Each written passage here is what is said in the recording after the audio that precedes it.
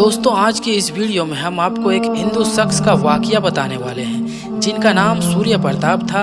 और सूर्य प्रताप एक मदरसे के सामने एक हिंदू घराने में पैदा हुए और हिंदुओं के उस गिरोह से ताल्लुक रखते थे जो सूरज की पूजा किया करते थे। बचपन गुजरा तो जवानी शुरू हुई और बचपन की ही तरह उनकी जवानी भी निराली थी।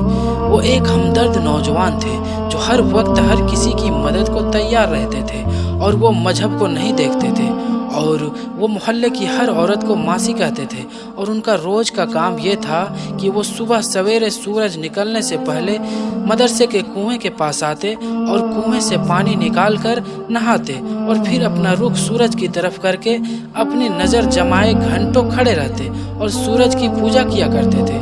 और दोस्तों, न कभी उन्होंने मदरसे के मौलाना से कभी दोस्ती बढ़ाने की कोशिश की और न ही मौलाना ने उनको कुएं पर नहाने और मदरसे के कोने में सूरज की पूजा करने से रोका। वक्त गुजरता गया और मौलाना साहब बूढ़े हो गए। अब सारा मदरसे का कामकाज मौलाना साहब का बेटा संभालने लगा और उधर सूर्य प्रताप भी उम्र के आखिरी दौर में पहुंच चुके थे, लेकिन उनकी आदत में कोई बदलाव नहीं आया था। वो रोज की तरह एक दिन नहा धोकर साफ सुथरा होकर सूरज के निकलने का इंतजार कर रहे थे ताकि वो सूरज की पूजा कर सके। लेकिन दोस्तों, उस दिन आसमान में बादल होने की वजह से सूरज नजर नहीं आया और फिर पता नहीं तकदीर को सूर्य प्रताप पर तरस आया या खुद उनका दिल मुसलमान मौलवी को छेड़ने को कह रहा था।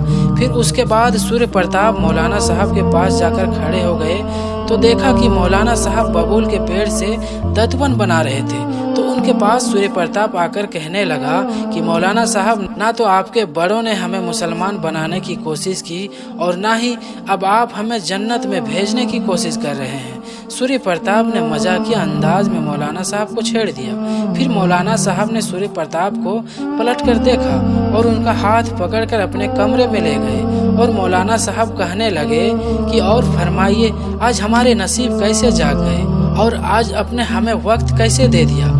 आप तो किसी को भी वक्त नहीं दे पाते। तो सूर्य प्रताप ने कहा कि देखो भाई, तुम मेरे बच्चों की जगह हो, मुझे चकमा देने की कोशिश मत करो। सवाल पहले मैंने किया है और पहले जवाब में भी मेरा हक है।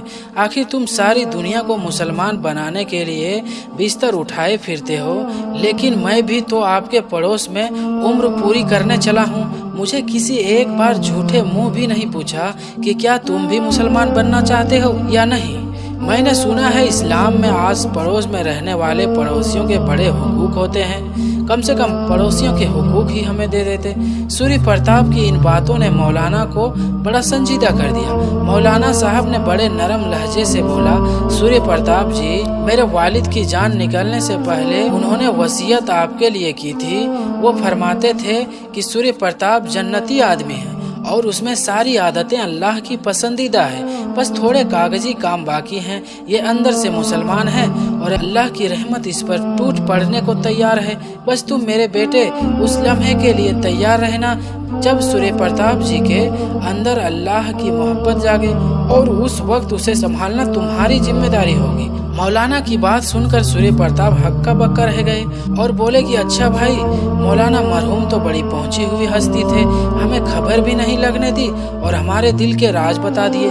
खैर, उसके बाद मौलाना ने पूछा कि सूर्य प्रताप जी, आज आप पूजा क्यों नहीं कर रहे हो। तो सूर्य प्रताप बोला कि बेटा, तुम्हें मालूम है कि सूरज नजर नहीं आए तो हमारी पूजा नहीं होती है। इस बात पर मौलाना बोले, अच्छा सूर्या जी, कभी आप आते हैं तो कभी सूरज नहीं आता, तो कभी सूरज होता है तो कभी आप बीमार पड़ जाते हैं।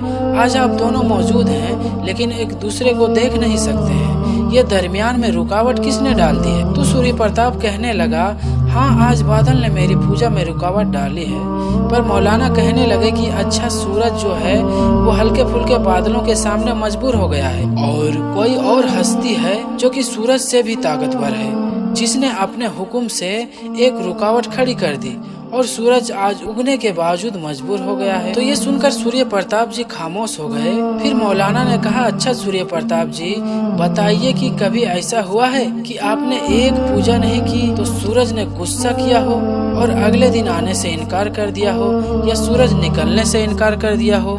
तो सूर्य प्रताप ने कहा कि ऐसा कैसे हो सकता है। तो मौलाना ने सवाल किया कि ऐसा क्यों नहीं हो सकता है, देवता को गुस्सा नहीं आता क्या, और क्या उसे पूजा नहीं करने की खबर नहीं होती है। और मौलाना साहब ने नरमी से अपनी इस बात को जारी रखा। इस पर सूर्य प्रताप कहने लगा, गुस्सा भी आता है और उसी गुस्से से पनाह के लिए हम उनकी पूजा किया करते हैं और उन्हें हमारी पूजा करने की खबर होती है। मगर क्या, मौलाना साहब ने कहा। तो सूर्य प्रताप जी ने कहा कि सूरज देवता मजबूर है कि उनका उगना और डूबना अपनी मर्जी से नहीं होता है। तो फिर मौलाना साहब बोले कि सूर्य प्रताप जी, अगर देवता भी मजबूर होते हैं तो फिर हमारी मजबूरियां कैसे दूर करेंगे। एक मजबूर दूसरे मजबूर की क्या मदद कर सकता है। क्यों ना सूरज को मजबूर करने वाले से ही बात की जाए, जो उसे उगाता भी है और डुबाता भी है और बादल को भेजकर उसकी किरणों को लपेट भी देता है। मौलाना ने अपनी बात को जारी रखते हुए कहा कि सूर्य प्रताप जी, आपके पास छुट्टी करने का इख्तियार और इरादा है, मगर सूरज के पास ना तो छुट्टी का इरादा है और ना ही उसके पास कोई इख्तियार है। सूर्य प्रताप जी, क्या आपको पता है, इसी इरादे को इख्तियार की बुनियाद पर ये सारी कायनात और उसको संभालने वाले, उसके निजाम को चलाने वाले मलाइका को कहा गया है कि आदम को सजदा करो, उसकी बड़ाई को तस्लीम करो। आज कायनात में खालिक ने सब कुछ बनाया, इंसान भी बनाए और अपने बाद में इरादे के मालिक एक हस्ती बनाई गई और पूरी कायनात को उसके कदमों में डाल दिया गया। जिस आदम की औलाद में से आप भी हैं और मैं भी, आपने आज तक उस इरादे को इस्तेमाल नहीं फरमाया, अपने सर्फ को इस्तेमाल नहीं किया, इसे वैसे का वैसा अपने रब के पास लेकर जाओगे सूर्य प्रताप जी, और उसे क्या मुंह दिखाओगे। उसके सजदे की कीमत तो चुकाते जिसने अपने इख्तियार से फरिश्तों से सजदे करवाए थे। सूर्य जी हक्का पक्का रह गए और मौलाना की बातें सुनते रहे। मौलाना पर जलाल और जमाल की दोनों सिफात का गलबा था, कभी उन पर जलाल आता तो कभी जमाल आता था। उन्होंने अपने बुजुर्गों की बात खूब अपने पल्ले बांध रखी थी।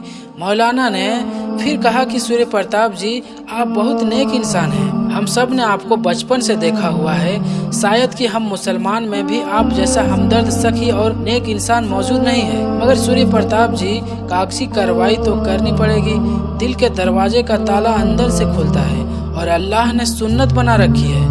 उसने नबियों के बाप, बेटियों और बीवियों को भी हिदायत नहीं दी जब तक कि उन्होंने दिल का दरवाजा खुद नहीं खोला। किसी के घर के अंदर बगैर इजाजत के जाने से अल्लाह ताला ने मना फरमाया है। उसका हुक्म है कि उसी के घर में जाओ जिसका घर का मालिक तुम्हें मोहब्बत से बुलाए। फिर वो आपके बगैर अंदर बुलाए कैसे आ सकता है। उसकी रहमत का समंदर आपकी चारपाई के इर्द गिर्द चक्कर काटता रहता है। सूर्य प्रताप जी, जरा दिल की खिड़की खोल कर देखिए कि कैसे अंदर आता है। उसके बाद दोस्तों, सूर्य प्रताप जी उठकर चलने लगे तो ऐसा लग रहा था कि वो जमीन पर नहीं बल्कि पानी पर चल रहे हैं। जमीन उनके पैरों के नीचे से खिसक गई थी। वो रात कयामत की रात की तरह थी। दिल में तूफान पैदा हो गया था, रहमत की झड़ी शुरू हो गई थी। सूर्य प्रताप जी सारी रात रो रो कर माफी मांगते रहे और डर रहे थे कि सुबह से पहले कहीं वो मर न जाए, कहीं कागजी कार्रवाई अधूरी रह न जाए। उन्होंने अपनी सारी नेकियों के बदले अल्लाह ताला से सुबह तक जीने की दुआ मांगी और कहा कि आज हमें जिंदगी की कदर का पता चला। उसके बाद सुबह हो गई और अभी मदरसा खुलने का वक्त भी नहीं हुआ था कि सूर्य प्रताप जी मौलाना के दरवाजे पर दस्तक दे रहे थे। दरवाजा मौलाना ने खुद खोला और जब मौलाना साहब ने उनको देखा तो लग रहा था कि उनका सारा वजूद बोल रहा है मगर जुबान खामोश है। मौलाना साहब ने उनका हाथ पकड़ा और अपनी बैठक में ले गए और सूर्य प्रताप जी को चारपाई पर बैठाकर उनके कदमों में बैठ गए और फरमाने लगे, सूर्य प्रताप जी, आप कुछ मत बोलिए, जुबान को बंद रहने दीजिए। आज अल्लाह खुद आपके वजूद को सुन रहा है। वो आपकी दावत कबूल करके आपके दिल में आ चुके हैं। सूर्य प्रताप जी, मैं उसी के एहतराम में आपके कदमों में बैठा हूँ। चारों कतार रोते सूर्य प्रताप जी को मौलाना ने खूब रोने दिया। वो जानते थे कि नया मुसलमान होने वाला शख्स नए पैदा होने वाले बच्चे की तरह होता है और ये सेहत की अलामत है और जान की अलामत है। फिर मौलाना साहब ने उनको अपने साथ नाश्ता करवाया और मदरसे के तमाम लोगों के सामने इस्लाम कबूल करवाया गया। उनका नाम अब्दुल्ला रखा गया और इस्लाम कबूल करने के ठीक 10 दिन बाद अब्दुल्ला भाई एक बुखार में अल्लाह को प्यारे हो गए। मौलाना साहब कहते हैं कि अब्दुल्ला के जनाजे पर लगता था कि एक हुजूम उमड़ पड़ा है। एक तो वो बहुत नेक इंसान थे और हर एक में काम आने वाले इंसान भी थे। लोग उनकी चारपाई को कंधा देने के लिए टूट पड़े। जनाजे में ऐलान हुआ कि जनाजे में ताखीर की जाए। कई हिंदू भी मुसलमान होकर जनाजे में शामिल होना चाहते हैं, तो ऐसा करके सारे लोग कलमा पढ़कर मुसलमान हो गए।